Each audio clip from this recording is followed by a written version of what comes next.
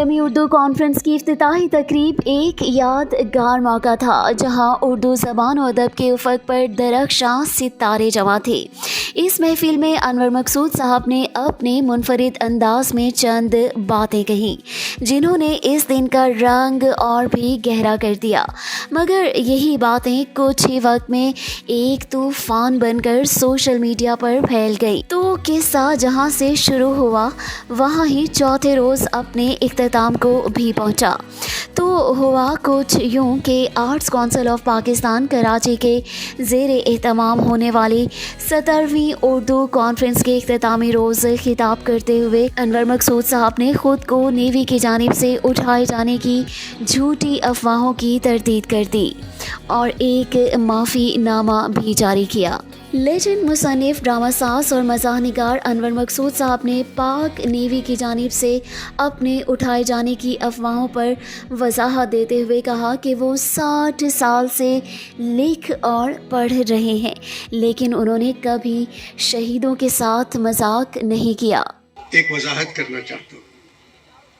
कल रात से मेरे घर पर, मेरे रिश्तेदारों के घर पे दुनिया भर से टेलीफोन आ रहे हैं। क्या ये खबर सही है कि अनवर को उठा के ले गए हैं? ये सोशल मीडिया भरा हुआ है इस खबर से। मैंने नेवी वालों के लिए कुछ कहा था, तो मैं ये कहना चाहता हूँ कि मैं 60 साल से लिख रहा हूँ, किताबें पढ़ रहा हूँ। मैं शहीदों के साथ मजाक नहीं कर सकता। शहीदों की वजह से मैं जिंदा हूँ इस सरजमीन में।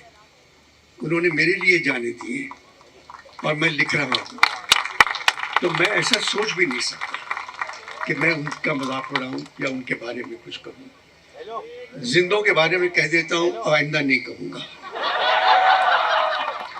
क्योंकि मेरे सब दोस्त हैं। मैं दोस्तों के साथ जो आम लोगों के साथ मैं मजाक करता हूँ वही उनके साथ भी कर देता हूँ, मगर अगर नहीं करूँगा। और ये कि शहीद के बारे में तो मैं सोच नहीं सकता, उनकी वजह से ये मुल्क है। और नेवी में गाजी की सबमरीन जो थी, उससे मेरी चचाजाद बहन का मियाँ सेकंड नंबर पे था, दूसरे नंबर पे लेफ्टिनेंट कमांडर शमशाद अहमद, वो भी नहीं आया। मंसूर उल हक नेवी के सरबराह 50 साल से मेरे दोस्त नहीं रहे। एडमिरल एहसन, उनके साथ में ब्रिज खेलता था, 20 बरस मैंने ब्रिज खेला उनके साथ। मैं कभी नेवी के बारे में सोच नहीं सकता। अगर दुख पहुंचाए तो मैं उनसे माफ़ी मांगता हूँ सबसे। इसी दौरान गवर्नर सिंध कामरान टिसोरी साहब ने भी अनवर मकसूद साहब के वजाहती बयान की तायीद करते हुए अपने हल्के फुल्के अंदाज में कहा कि अनवर मकसूद साहब ने जो कहा है दिल से कहा है। सबसे पहले तो अनवर मकसूद साहब ने जो नेवी वाले वाक़े पे वजाहत की है वो यकीनन दिल से की है। कोई ये ना समझे कि जो नेवी के कमांडर उनके पीछे बैठे हैं वो उनके लिए नहीं, वो मेरे एडीसी हैं। लेकिन अब यहाँ यकीनन एक सवाल बहुत अहम है कि क्या हम सोशल मीडिया को जिस तरह इस्तेमाल कर रहे हैं, क्या हमें सिर्फ शेयर के बटन को दबाने से पहले हकीकत की छानबीन नहीं कर लेनी चाहिए? अनवर मकसूद साहब ने तो महज अपने ख्यालात का इजहार किया, मगर इनकी बातों को किसी ने सच समझा, किसी ने झूठ, और सोशल मीडिया पर अपने अपने अंदाज में अफवाह को फैलाने में अपना किरदार अदा किया और बखूबी निभाया। और ऐसी अफवाहें फैलाई गईं कि गोया अनवर मकसूद साहब को अगवा कर लिया गया हो या इन पर तशद्दुद हो रहा हो, और वो भी एक ऐसे वक्त में जब वो आलमी उर्दू कॉन्फ्रेंस का हिस्सा थे।